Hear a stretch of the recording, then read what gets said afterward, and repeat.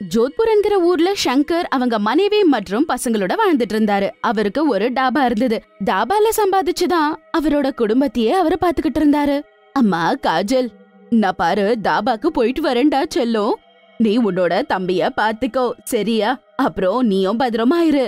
சரி அம்மா, நான் வீட்டு வேலையெல்லாம் பாத்துக்கிறேன். அதுக்கப்புறம் தம்பிக்கு படிக்க வைக்கிறேன். காஜலோட சின்ன தம்பியோட பேரு ராகேஷ். அவனுக்கு இப்பதான் 7 வயசு. அவ ஸ்கூல்ல படிச்சுக்கிட்டு இருந்தான். காஜலோட ஸ்டடீஸ் கம்ப்ளீட் ஆயிருக்கும். காஜலுக்காக பையனை கூட பாத்துக்கிட்டு இருப்பாங்க. காஜலோட அப்பா அம்மா அதே ஊர்ல தாபா வச்சிருப்பாங்க. அங்க சம்பாதிச்சுதான் குடும்பத்தையே பாத்துப்பாங்க. எல்லாமே ரொம்ப நல்லதா போயிட்டு இருந்தது. ஆனா சொல்லுவாங்கல்ல, ஒருத்தர் சந்தோஷமா இருந்தா திருஷ்டி ஆயிடும்னு. அதே மாதிரிதான் ஒரு நாள் என்னாச்சுன்னா, ஐயோ அக்கா, ஊர்க்காரங்க எல்லாருமே ரொம்ப கோவமா இருக்காங்க. அதாவது உங்க தாபாவை உடைச்சு போட்டுறாங்களாம். அட பிஜிலி, நீங்க என்ன பேசிக்கிட்டு இருக்கீங்க? அந்த கடவுள் எங்களுக்கு என்ன குறை வச்சிருக்காரு? கிராமத்தாட்கள் எல்லாம் இவ்ளோ கோவத்தோட எங்க தாபாவை அடிச்சு உடைக்கணும்னு ஏன் நினைக்கிறாங்க? இந்த தாபாவை கடந்த 6 வருஷங்களா நடத்திட்டு வந்துகிட்டு இருக்கேன். இது வரைக்கும் இந்த தாபாவால யாருக்கும் எந்த ஒரு கஷ்டத்தையும் கொடுக்கல.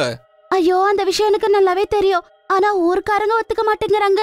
நேத்து உங்களோட டாபால தான் நல்லா சாப்பிட்டாங்களாமா. உடம்பே சரியில்லாத ஆயிடுச்சான். ஷாமண்ணாவோட அம்மா அந்த கிழவி தெரியும் இல்லையா? அந்த அம்மா சாப்பிட்டு உடம்பு நிலை சரியில்லாம செத்தே போயிடுச்சாமா. ஆமாக்கா, அதனாலதான். ஐயோ கடவுளே, நீங்க என்ன சொல்லிக்கிட்டு இருக்கீங்க? அப்படின்னா எங்க சாப்பாட்டுல தான் தப்பு இருக்குன்னு நீங்க எல்லாரும் நினைக்கிறீங்களா என்ன? இல்ல நாங்க மோசமான சாப்பாட கிராமத்தாட்களுக்கு கொடுக்கறதா நினைக்கிறீங்களா? அதாலதான் அவங்களுக்கு உடம்பு சரியில்லாம போச்சுன்னு நீங்க நினைக்கிறீங்களா? இல்ல இல்ல, தயவு செஞ்சு இப்படி எல்லாம் சொல்லாதீங்க. கடவுள் மேல சத்தியமா இல்ல. ஐயோ, அப்படி நடக்க நான் விட மாட்டேன்.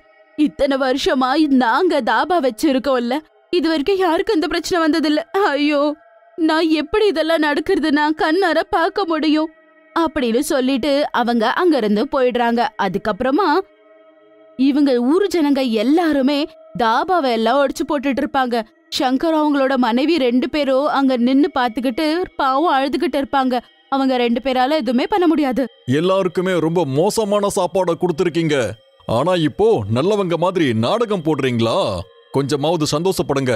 நாங்க உங்களை இந்த கிராமத்தை விட்டு வெளியே போக சொல்லல. உங்க தாபாவை மட்டும்தான் அடிச்சு உடைச்சிருக்கோம். கை காலெல்லாம் நல்லா தானே இருக்கு. ஏதாவது பொழைச்சுக்கிட்டு வாழுங்க. இன்னொரு தடவை நீங்க இந்த தாபாவை திறந்தா அப்புறம் நாங்க இந்த தாபாவை கொளுத்திருவோம்.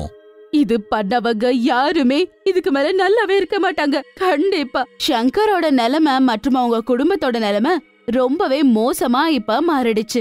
இப்ப அவங்களால சம்பாதிக்க முடியல, ஒருவேளை சாப்பிட முடியல, ரொம்பவே கஷ்டப்பட்டுட்டு இருப்பாங்க. ஊரு ஜனங்க சொல்றாங்க அந்த தாபால அவங்க எப்ப பாரு மோசமான சாப்பாடு தான் போடுறாங்க. அதனால அவங்க உடல்நிலையே சரியில்லாத போயிடுதுன்னு. அப்புறம் சங்கர் பாவம் எப்ப பார்த்தாலும் இத பத்தி யோசிக்குவாரு. எந்த வேலையோ ஊர்ல அவங்களுக்கு கொடுக்க மாட்டாங்க. யாரோ உதவி செய்ய கூட முன்னாடி வர மாட்டாங்க. அதுக்கப்புறம் ஒரு நாள் சங்கருக்கு அட்டாக் வருது. அதுக்கப்புறம் அவங்க கூட எல்லாரையும் விட்டு போயிடுறாரு. அதுக்கப்புறம் அந்த குடும்பம் இப்ப இன்னுமே கஷ்டத்துல இருக்கு. அம்மா, ஏம்மா நீ இப்படி அழுற? இன்னும் எத்தனை நாள் தான் அழுறமா? நான் இருக்கேன் இல்லம்மா. நான் உன்னையும் தம்பியும் நல்லா பாத்துப்பேம்மா. இப்ப அந்த ரெஸ்பான்சிபிலிட்டி எல்லாமே காஜல்து மட்டுமே.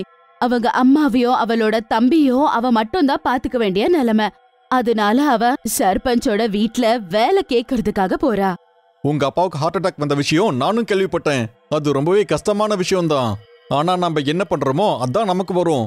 உன்னோட அப்பா ரொம்ப மோசமான சாப்பாடை சமைச்சு இந்த கிராமத்தாட்கள் எல்லாருக்கும் கொடுத்ததால அவங்களோட உடம்பு கெட்டு போச்சு.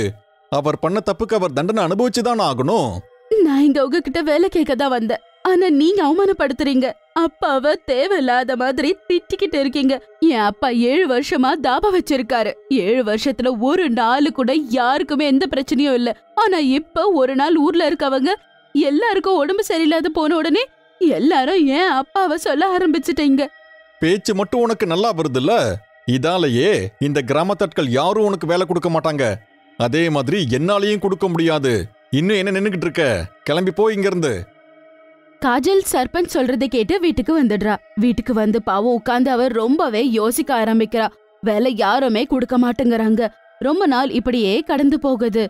அப்புறம் ஒரு நாள் அவங்க வீட்டு பின்னாடி இருக்க எல்லா பொருளையும் சுத்தம் பண்ணிட்டு இருப்பாங்க. அப்ப அவ கையில தள்ளிட்டு போற ஒரு ரிக்ஷாவை அவ பாக்குறா. அம்மா, இது எவ்வளவு அழகா இருக்கு. ஆனா ஏமா இத இப்படி போட்டு வச்சிருக்க?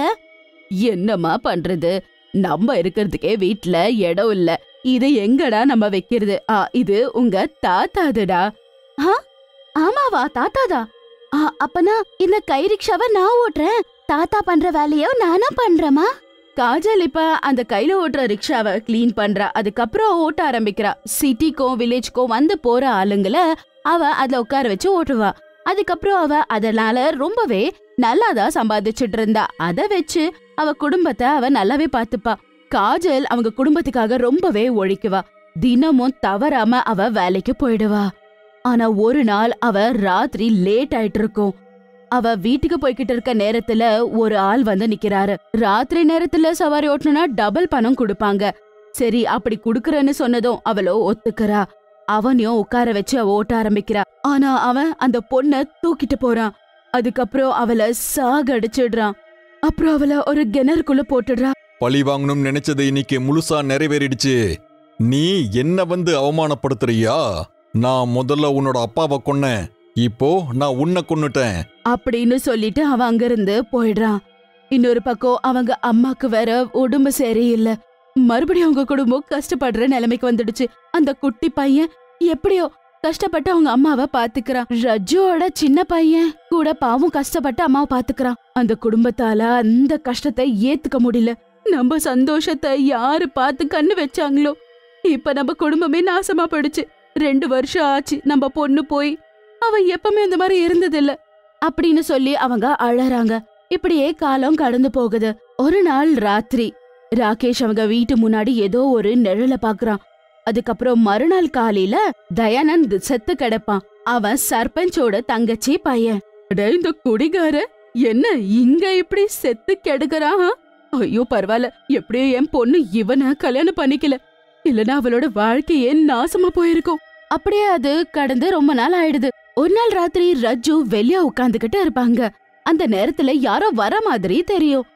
என்னடா செல்லோ, காஜல் வந்துட்டியா? 2 வருஷம் ஆச்சா நீ வர்றதுக்கு? அடக்கடவுளே, என்ன அவ வந்த மாதிரி தோணுது. அவ போய் 2 வருஷம் ஆச்சு. அம்மா, நான் தான் வந்திருக்கேன், உன்னோட காஜல். அத கேட்டதோ ரஜு பின்னாடி திரும்பி பாக்குறாங்க. அத பார்த்ததோ அங்க ஒரு ஆண்மா நின்னுக்கிட்டு இருக்கும். அம்மா, நான் உன்கிட்ட ஒரு விஷயம் சொல்லணும்னு வந்தேம்மா. நான் உன்னோட காஜல்மா. நான் உங்களை விட்டு ஓடி போலமா. யார் கூடயும் ஓடி போல, ரெஸ்பான்சிபிலிட்டி பார்த்து பயந்து நான் ஓடி போலமா. என்ன சாகடிச்சிட்டாங்க. யாரு தெரியுமா? அந்த தயானந்த் தாமா. நான் அவனை விடலாமா. நான் அவனை சாகடிச்சிட்டேன். அவன் வாழ்றதுக்கே அருகதி இல்லாதவன். அவனை கல்யாணம் பண்ண உனக்கு விருப்பம் இல்லைன்னு சொன்னதுக்கா அவன் உன்னை சாகடிச்சான். அம்மா, 2 வருஷம் நான் வெயிட் பண்ணாமா. எனக்கு அந்த சக்திகள் வந்த உடனே நான் அவனை போய் சாகடிச்சிட்டேமா. அதுக்கப்புறம் உங்களை பார்க்க வந்தேம்மா. அவன் தான் நம்ம தாபாவோட சாப்பாட்டுல கூட ஏதோ கலந்து வச்சுட்டாமா. நீ எங்களை விட்டு எதுக்காக போன? நீ என்னவோ எங்களை விட்டு போயிட்ட. ஆனா நீ விட்டு போன பிறகு எவ்ளோ கேட்க வேண்டியதா இருந்து தெரியுமா? ஜனங்க தேவையில்லாததெல்லாம் பேசுனாங்க. அம்மா, 2 வருஷமா என் ஆன்மா தெரிஞ்சுக்கிட்டு இருக்கு. இப்ப நான் என் பகைய தீத்துக்கிட்டேன். இப்பதான் எனக்கு நிம்மதியா இருக்கு அம்மா. நான் இதுக்கப்புறமா போக வேண்டிய இடத்துக்கு போயிடுவேன். யாரும் எந்த தொந்தரவும் பண்ண மாட்டேன். நீ அத பத்தி ஏதோ கவலைப்படாத, சரியா? நீ இல்லாம நாங்க எவ்வளவு கஷ்டப்படுறோம்னு உனக்கு தெரியாது. எங்களால நீ இல்லாம வாழ முடியாது. நீ போகாதட செல்லம். இல்லாமா, நான் போயே ஆகணுமா, போயே ஆகணும் அப்படின்னு சொல்லி அவ அம்மாவை விட்டு அங்கிருந்து போயிடுறா. ரஜு அப்படி அவன் பொண்ண பத்தி யோசிச்சு அழறா. அப்புறம் அந்திதா அவங்க பொண்ணு பத்தியான உண்மைய கூட தெரிஞ்சுக்கிறா. அவங்க பொண்ணு செத்துட்டா அப்படின்ற உண்மைய தெரிஞ்சுக்கிறா. அவளோட குடும்பத்தையே இழந்த அந்த கஷ்டத்தை அவளால மறக்கவே முடியல.